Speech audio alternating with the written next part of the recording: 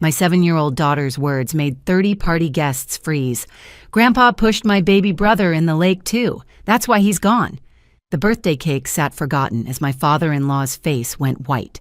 I'm Melinda, and what happened at my son's 10th birthday party didn't just ruin a celebration. It exposed a murder everyone had believed was an accident. But let me back up for just a moment, because you need to understand the people in this story to grasp why those words changed everything. My son Brody had just turned 10 that day. He's got his father's sandy hair and gentle nature, the kind of kid who rescues worms from sidewalks after rain. Ever since his dad died 2 years ago, Brody had developed a fear of water that no amount of coaxing could cure. Swimming lessons were out of the question. Even bath time had become a negotiation. Then there's my daughter Piper, 7 years old with dark curls and eyes that see everything. She'd always been chatty, the child who narrated her every thought, until Tommy died. After that, she became selective about when she spoke, especially around certain people. I thought it was grief. I was wrong. Earl Hutchins, my father-in-law, stood 6'2" with hands rough from 40 years working at a steel factory before becoming a supervisor. He was the type who believed tears were weakness and swimming was a survival skill every child should master by age 5. He'd raised Tommy and his younger brother Nathan with an iron fist and a sharp tongue. Nathan had drowned at age 4, a tragedy that supposedly softened Earl. Another lie we all believed. My mother-in-law, Dolly, was Earl's opposite in every way, soft-spoken where he was loud, gentle where he was harsh. She'd spent 43 years making excuses for his temper, smoothing over his rough edges with cookies and kind words. That's just Earl's way, she'd say when he'd make Brody cry with his criticism. My sister Roxanne had driven 3 hours to help with the party. She's a nurse, 4 years older than me, and had never trusted Earl. Something's off about Tommy's accident, she'd told me more than once.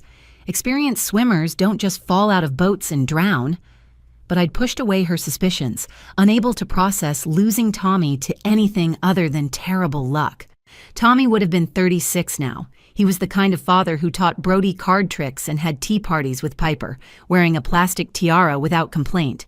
He'd inherited his maternal grandfather's hardware business, bypassing Earl entirely, which had created tension I'd pretended not to notice. Tommy had been planning to teach Brody to swim that summer he died. Gentle and patient, he'd promised me, not like how my dad taught me. The morning of the party, our house buzzed with preparation. 30 guests were coming, mostly families from Brody's school and our relatives. I'd covered our suburban backyard with superhero decorations. The pool sparkled in the August sun, even though I knew Brody wouldn't go near it. I'd actually considered covering it, but decided that would make his fear the centerpiece of his special day.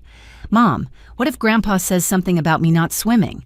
Brody had asked while we set up chairs.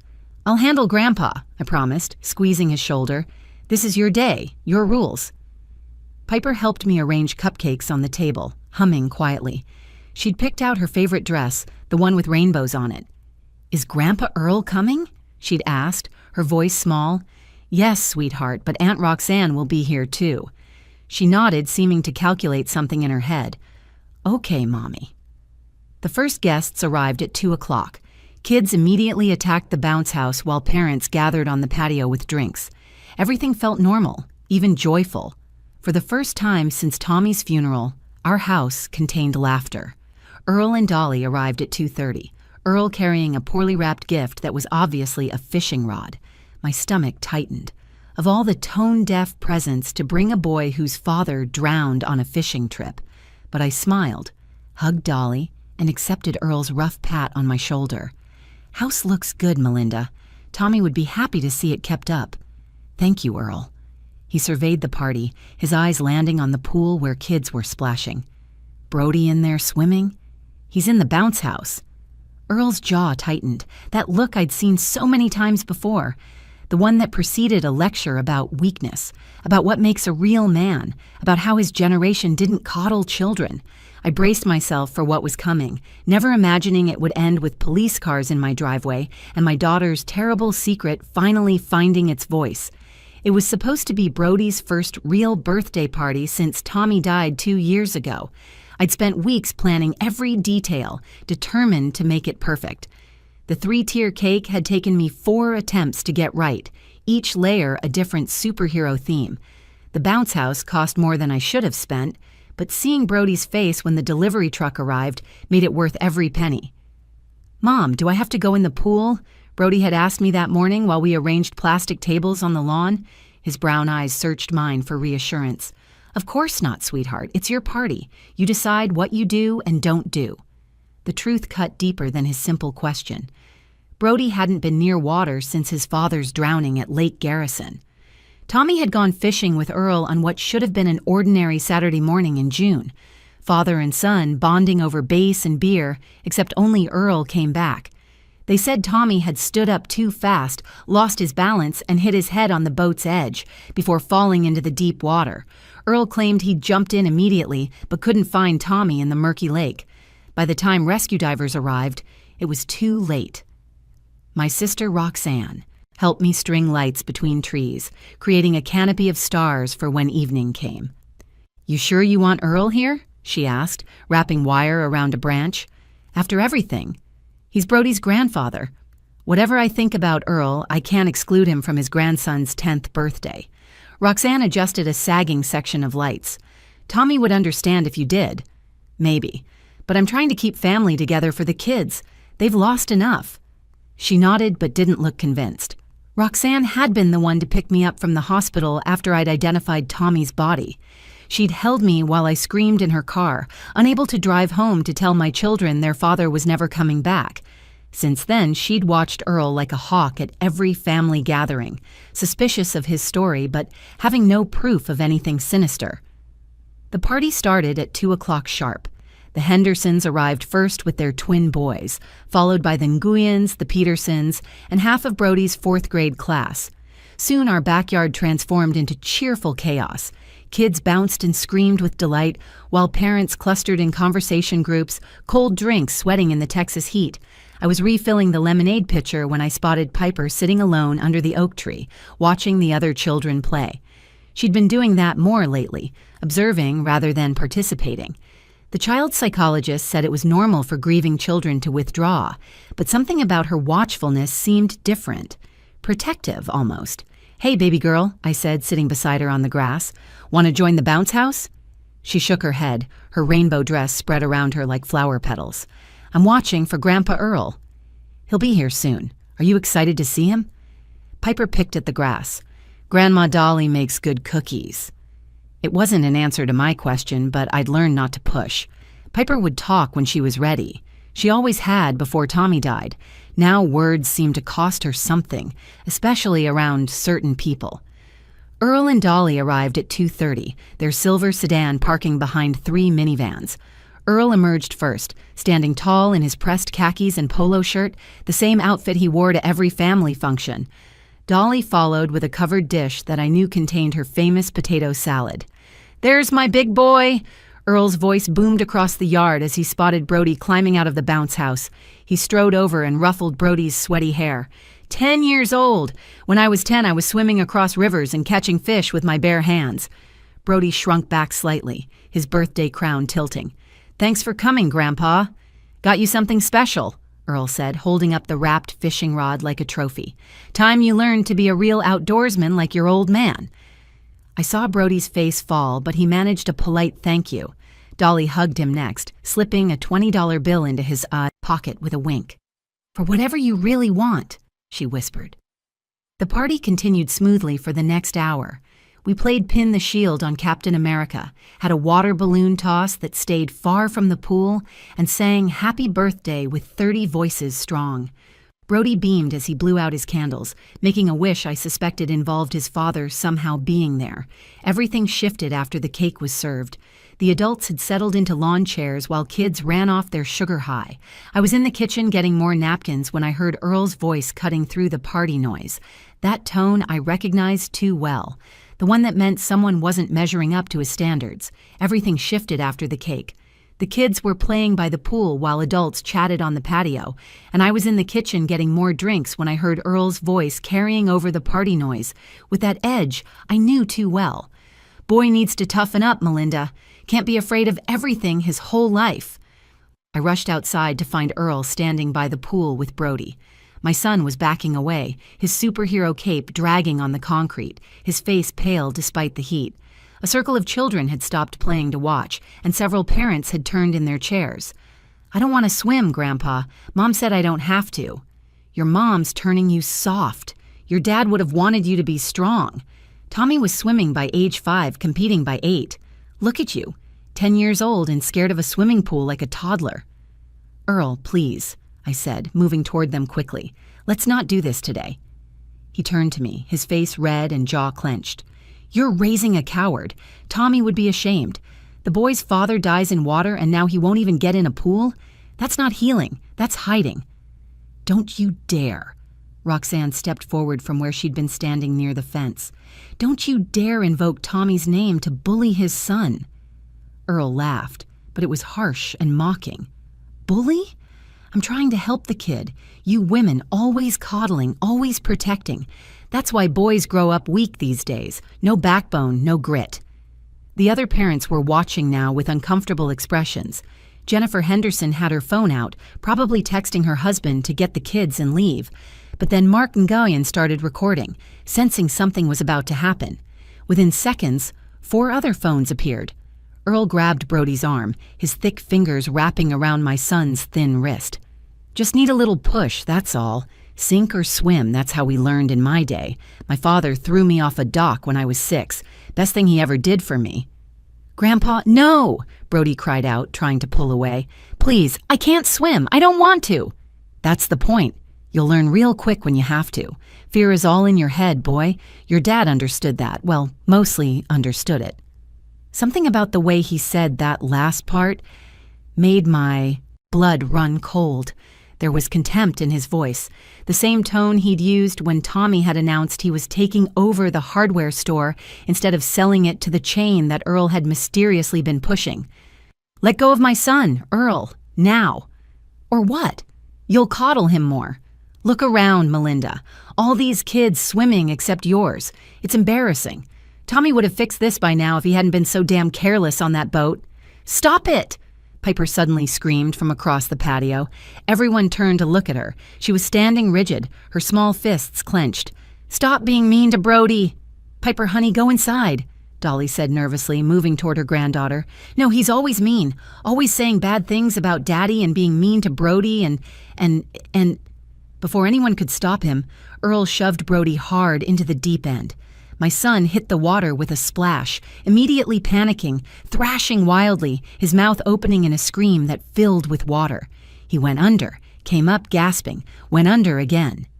"Learn to swim or drown," Earl shouted at the struggling boy, then quieter but still audible to those of us close enough. "Like your mother should have." I dove in fully clothed without thinking, my sundress billowing around me as I swam to my drowning son. Brody was in full panic, his arms flailing, eyes wide with terror. I grabbed him under his arms and kicked hard toward the edge, where 3 fathers were already kneeling to help pull us out. Brody clung to me, coughing and sobbing, his entire body shaking. "What is wrong with you?" I screamed at Earl, holding my traumatized son. "Boy needed to face his fears," Earl defended, though his voice had lost some of its conviction as he saw the horrified faces around him. "I was right there. Nothing would have happened. I would have jumped in if he really needed help." "Like you jumped in for Tommy?" Roxanne shot back, her phone now recording everything. The party had gone dead silent except for the sound of phone cameras capturing the scene and Brody's ragged breathing against my soaked shoulder. Water dripped from my hair onto the hot concrete, each drop seeming to echo in the terrible quiet. I wrapped Brody in a towel, holding him as he shook against me, his tears mixing with the pool water still dripping from his hair. The other parents were murmuring among themselves, some already gathering their children and heading toward the gate. Jennifer Henderson picked up her twins without a word, shooting Earl a look of pure disgust. Mark Nguyen kept his phone trained on us, documenting everything. That's when I noticed Piper. She was standing perfectly still by the dessert table, staring at Earl with an expression I'd never seen on her young face before. It wasn't fear or sadness. It was pure, concentrated rage, the kind that seemed too large for her small body to contain. "You're a bad man," she said quietly, but her voice carried across the silent yard. Now, Piper. Honey, Dolly tried to intervene, walking toward her with open arms. Grandpa was just trying to help. Sometimes grown-ups make mistakes when they're trying to teach important lessons. No! Piper screamed, backing away from her grandmother. He's bad. He pushes people. He pushed Brody just like he pushed them. Piper, sweetheart, come here, I called to her, still holding Brody, who had his face buried in my wet shoulder. But she was building up to something, her whole body trembling with the effort of holding it in. Earl laughed nervously, adjusting his polo shirt that had come untucked during the struggle. Kids and their imaginations, right? Come on, everyone's being too sensitive. The boy is fine. Look, he's breathing. He's okay. This is how children learn. A little fear never killed anyone. Get out, I said, my voice low and dangerous. Get out of my house right now. Melinda, you're overreacting. This is what's wrong with your parenting. Too emotional, too protective. The boy needs a firm hand, a male influence who isn't afraid to push him.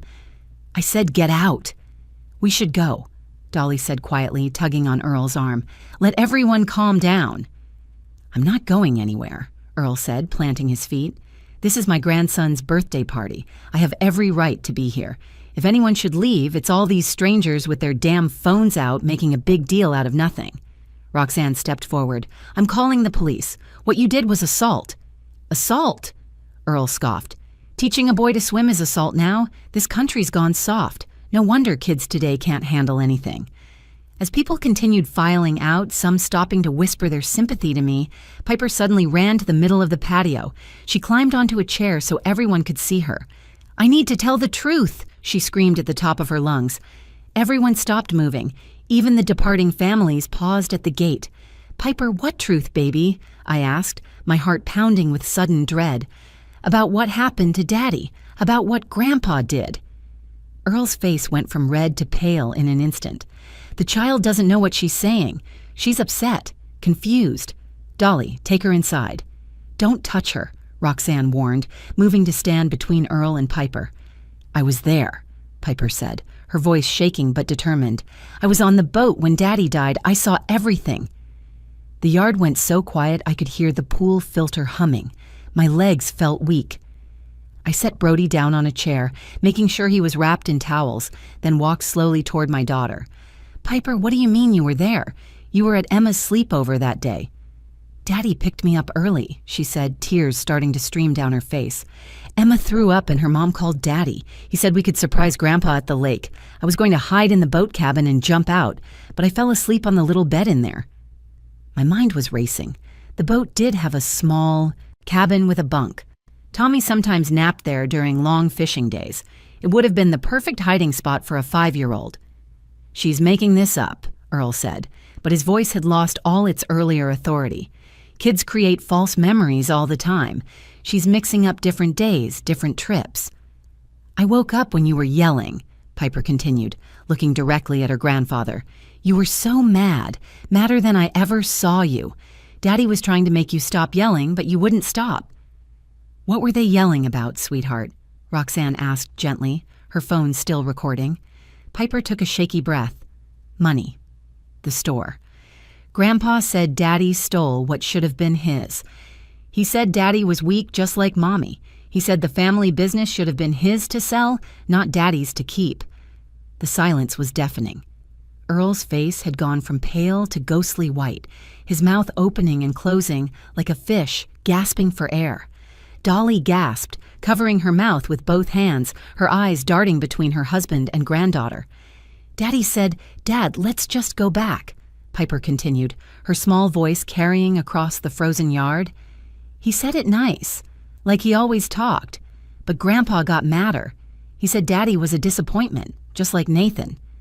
Nathan. Tommy's younger brother who had drowned at age 4 in a public pool 25 years ago. The family tragedy we never discussed. Then Grandpa pushed him, hard, with both hands on Daddy's back. Daddy tried to grab the boat side, but his head hit the metal part. There was a bad sound. Then he fell in the water. She's lying, Earl shouted, his voice cracking. The kid's making it up. She wasn't there. Tell them, Dolly. Tell them about the sleepover. Dolly was crying now. shaking her head slowly. "Oh God, Earl, oh my God." "I tried to scream, but I was too scared," Piper sobbed. "Daddy didn't come back up. I could see him in the water through the little window, sinking down and down. Grandpa waited and waited. He looked over the side for a long time. Then he messed up his clothes and pushed some stuff off the boat. Then he called for help on the radio." "Why didn't you say anything?" Dolly whispered, tears streaming down her face. "Baby, why didn't you tell us?" "Grandpa told everyone Daddy fell by himself. The police believed him. Everyone believed him. I thought if I told, he'd push me too. Or Mommy, or Brody." Piper was crying harder now. "I stayed quiet to keep us safe. But today when he pushed Brody, I knew he would keep hurting people, just like he hurt Daddy and baby Nathan." "What about Nathan?" I asked, my voice barely a whisper. "I heard Daddy say it that day. Right before Grandpa pushed him, Daddy said, 'You did the same thing to Nathan. I know what you did at the pool.'" The remaining party guests stood frozen. Mark Nguyen had moved closer, his phone capturing every word. 2 other parents were also recording. In the distance, I could hear sirens approaching. "Someone called the police," Jennifer Henderson said from the gate. "I called them when he pushed Brody in the pool." Earl started backing toward the side gate. "This is insane. You're all insane. Believing the fantasies of a confused child. She's obviously traumatized and creating false memories." "Then you won't mind talking to the police," Roxanne said, moving to block his path. "Piper," I knelt in front of my daughter, holding her small hands in mine. "Are you absolutely sure about what you saw? This is very, very important." She nodded, meeting my eyes with a clarity that broke my heart. "Daddy's fishing pole, the blue one. It fell in the water when Grandpa pushed him. Daddy was wearing his lucky green hat, the one with the fish on it. Grandpa threw it in the water after to make it look like it fell off. The radio lady asked about other boats nearby. Grandpa said no, but there was a red boat far away with a yellow flag. Details. Specific details no 7-year-old could fabricate. The blue fishing pole had never been recovered. Tommy's lucky hat was found floating, and the police report mentioned they'd searched for other boats but found none, based on Earl's testimony. "Earl," Dolly's voice was strange, hollow, "tell me she's wrong. Look me in the eye and tell me you didn't kill our son." Earl turned to his wife of 43 years. For a moment, his mask slipped completely. The rage, the entitlement, the lifetime of barely controlled violence showed through. "He was weak," Earl said quietly, "just like his mother, just like Nathan, weak and soft and disappointing. The business should have been mine to sell. $2 million from that development company, gone because Tommy wanted to play shopkeeper." The confession hung in the air like poison. Dolly made a sound like a wounded animal and collapsed into a chair. Brody had started crying again, understanding enough to know his grandfather had just admitted to killing his father. "And Nathan?" I asked, needing to know it all. Earl's jaw tightened. Another accident. Another weak boy who couldn't swim when it mattered. The police cars pulled into our driveway, their sirens cutting off abruptly. 2 officers came through the gate, taking in the scene. The wet child wrapped in towels, the crying children, the phones recording everything, and Earl standing in the center looking like a cornered animal. "We got a call about an assault," the first officer said. "It's more than that," Roxanne said, holding up her phone. "Much more. We have a confession to murder." The police arrived within minutes, and 3 separate party guests had called 911. Earl tried to leave, but 2 fathers, Mark Nguyen and David Peterson, blocked his way. They didn't touch him, just stood there like walls while we waited for the officers to come through the gate. "We got a call about an assault," the first officer said, looking at the scene before him. "It's become much more than that," Roxanne said, holding up her phone. "We have a confession to murder, multiple murders. The investigation that followed turned our lives inside out, but it also brought justice we never knew we needed. Piper had to undergo gentle questioning by child psychologists who specialized in trauma. They confirmed her story showed no signs of coaching or fabrication. She knew details about the boat that had never been released, the color of the cushions in the cabin, the broken latch on the storage compartment, even what snacks Tommy had packed that day. Things only an eyewitness would know.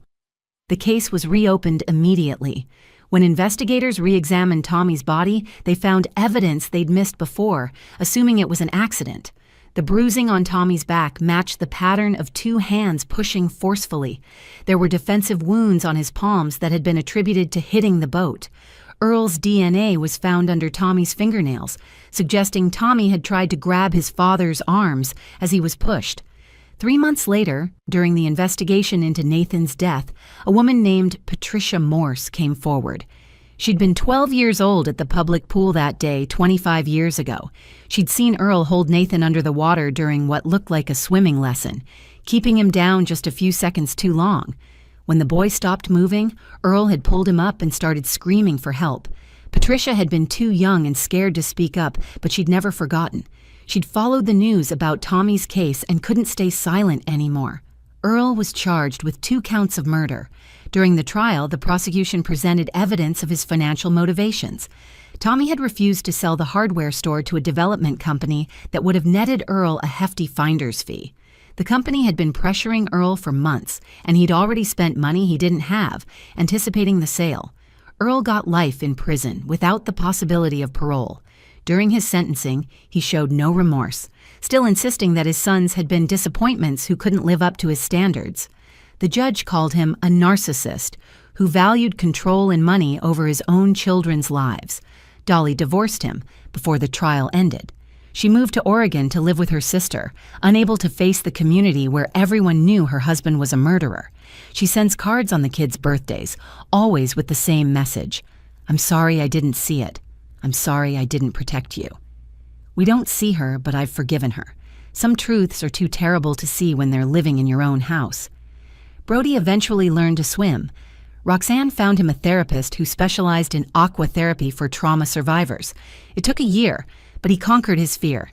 He's 12 now and swims competitively for his middle school team. He wears his dad's old team cap from high school to every meet. Last month, he won his first gold medal in freestyle. Piper underwent 2 years of counseling to process what she'd witnessed and carried alone. The therapist said she'd been living with severe PTSD, manifesting as selective mutism around her grandfather. Her brave moment at the party had finally freed her voice from the prison of that terrible secret. She's 9 now, confident and strong, and wants to be a prosecutor when she grows up. "Someone needs to speak for the people who can't," she told me last week. The birthday party videos went viral with headlines like "7-year-old girl exposes grandfather as killer at pool party" and "the birthday party that solved a murder." But for us, it wasn't about the sensation or the millions of views. It was about justice for Tommy and Nathan, and about learning that silence in the face of evil becomes its own kind of drowning. Last week, we visited Tommy's grave together on what would have been his 38th birthday. Brody placed his swimming medal on the headstone. Piper left a drawing of our family, including Tommy, watching over us from a cloud with Uncle Nathan beside him. "Daddy would be proud of you both," I told them. "He is proud," Piper said with the certainty only children can possess. "He told me in my dream last night. He said thank you for being brave. He said Nathan thanks me too." Sometimes the smallest voices carry the biggest truths. My 7-year-old daughter solved 2 murders that day, standing in her rainbow swimsuit, finding courage when it mattered most. Earl thought he could silence our family with fear. He never counted on a little girl's love for her brother being stronger than her terror. If you found this story compelling, please like this video and share it with others. Your comments mean everything to us as we share these important stories. And don't forget to subscribe to our channel for more real-life stories that remind us how courage can come from the most unexpected places.